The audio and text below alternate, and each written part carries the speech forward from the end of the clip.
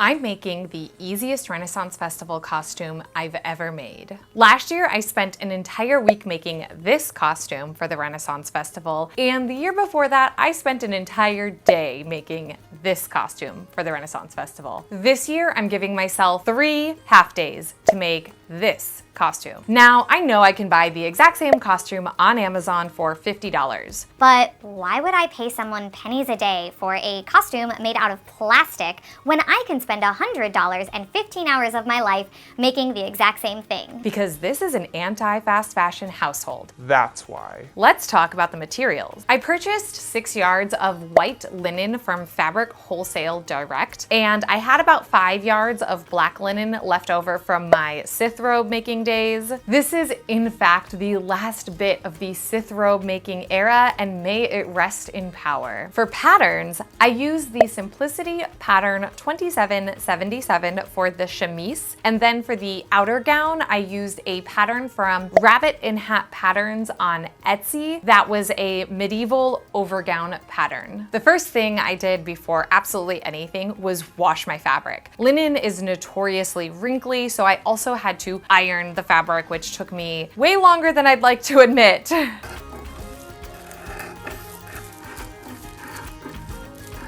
Okay, so these pattern pieces are freaking huge, so I'm gonna extend my table and then we will get to cutting fabric.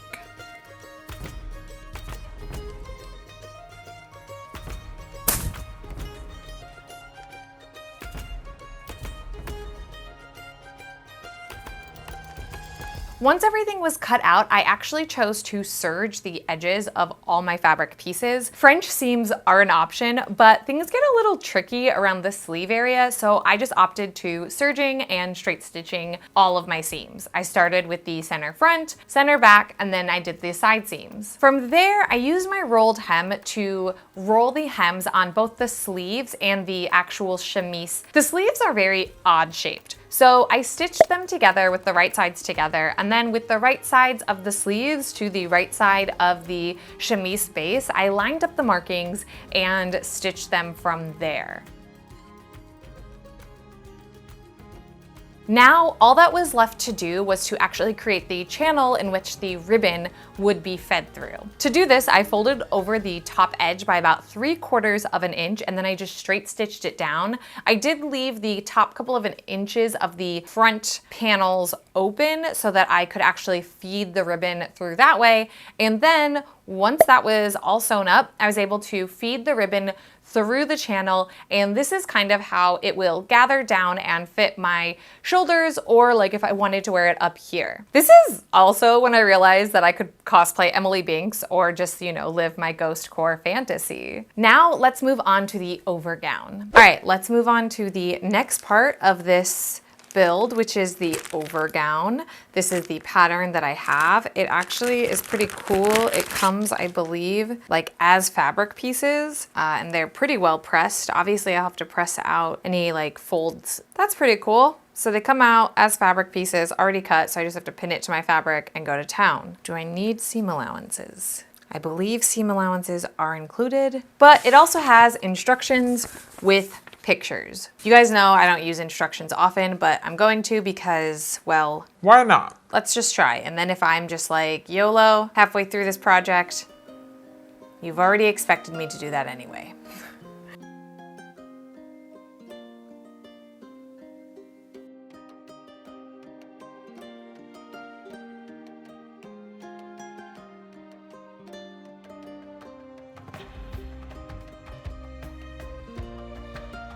Starting with the skirt panels, I actually used a French seam to seam up all 3 panels. To do this, I stitched the panels together at a 1/2 inch seam allowance with the wrong sides together. Then I pressed my seams, trimmed the allowance down to 1/4 of an inch, flipped my fabric so that it was right sides together, pressed my fabric, and then pinned my seam and stitched another 1/2 inch away from the edge, encasing the raw edge together. Now for the hem. I folded and pressed the bottom edge of this skirt 1/2 inch and then another 1/2 inch so that I would roll that hem into itself. Pressing this just leaves a really nice crisp edge, and then I was able to straight stitch this down. Finally, I added 2 sets of basting stitches at the tops of the skirts. Later, these will be used to gather the skirts down to the bodice. Moving on to the bodice, I know I should make a mock-up, and I probably should also follow the instructions, but I felt like this was pretty straightforward, so I loosely followed the instructions and completely skipped making a mock-up. I cut all of the bodice pieces out of linen twice. I was going to follow the instructions, but I couldn't find anything in them about using the interlining. And normally when I have interlining, I flatline it to the fashion layer and then sew everything up, but there were no directions about using it and I didn't feel like wasting fabric, so I skipped the interlining altogether. I seamed my bodice pieces together at 5/8 of an inch. The instructions suggest to do 3/8 of an inch, but looking at my bodice pieces laid out, it looked kind of large, so I decided to go with a larger seam allowance to take it in, and then if it was too small, I could always let those allowances out at a later date. I'm very glad I did this because even with the 5/8 of an inch seam allowance, this garment still ended up being a little bit too large. After seaming all the bodice pieces together, I pressed my seams and then top stitched the seams on the fashion layer. To attach the skirt to the fashion layer, I lined up the center back and the side seams, and then gathered down my skirt fabric to fit my bodice, and then straight stitched it together.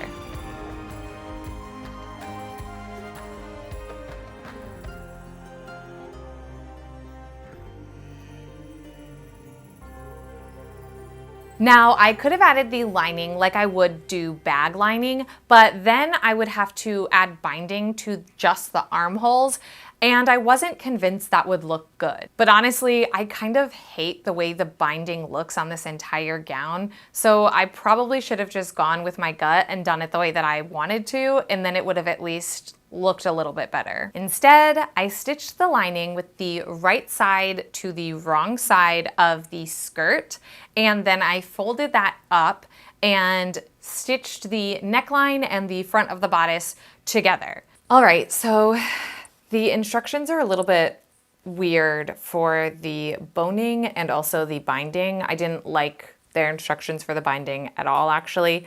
And in the instructions about the boning, it says that there's 4 pieces of bones that you need for this, but then when you actually get into the instructions, it only tells you where to place 2, which is at the front. So I'm gonna put the bones in and do the armholes with binding, and then we'll talk about how I'm gonna do the front binding, or like the binding around the neck and the front of it. Idea from Denali, but Denali wrote, "No, I fully support this very iconic behavior."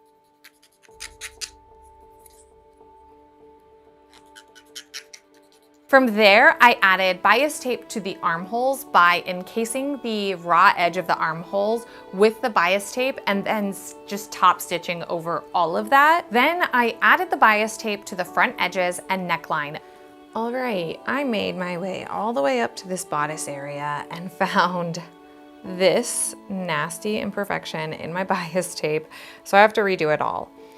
As I'm doing this, I'm really concerned where my boning is gonna go, or how many am I boning in. You know, I'm thinking if I can pin like all of this up and around, I can just sew this one, put the piece in, and then go to the curve. I don't know, I'm gonna figure it out though.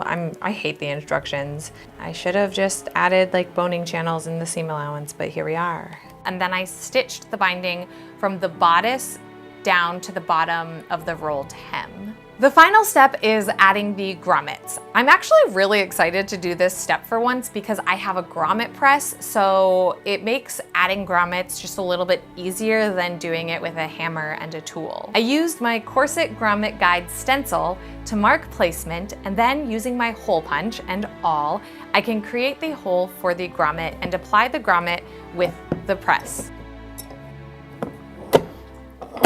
Now, time for the reveal.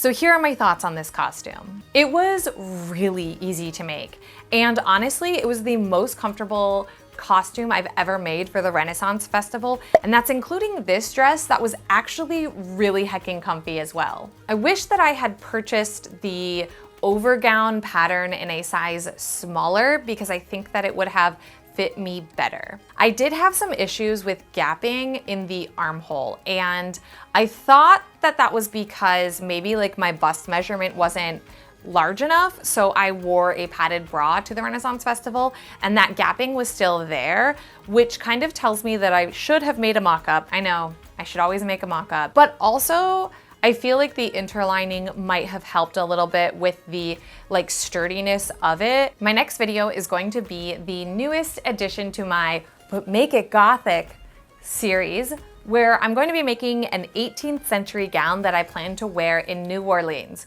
So if you're interested in that video, please subscribe to my channel. We're getting so close to 10,000 subscribers, and I honestly can't thank you all enough for being on this sewing journey with me. So thank you so much. If you would like to help this channel out, you can give this video a like and comment with a ghost emoji below, or just tell me about your day. You could also head on over to Ko-fi and leave a donation, and I will sew your name into Glinda's bubble dress. I also offer how to sew pain in the ass fabrics, introduction to embellishments, and introduction to tambour embroidery courses over on my website, where I also sell tambour embroidery kits and signed copies of my book, Cosplay Foundation. Until next time, may all your sewing and costume making dreams come true. Well, the dragons, being magical creatures, didn't really care for that too much. So they came around with their fiery breath to come and seal away all of that magic. Now cue the fiery dragon on the breath. Oh, ooh, you actually worked with me this time. Well, as they were flying about, sealing away all of that magic, what they were really doing was inadvertently cursing the land.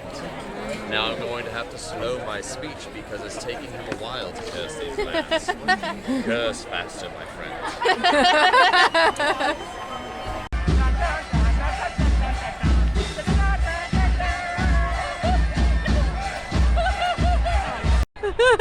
Don't burn the witches. Burn the witches! Burn the witches.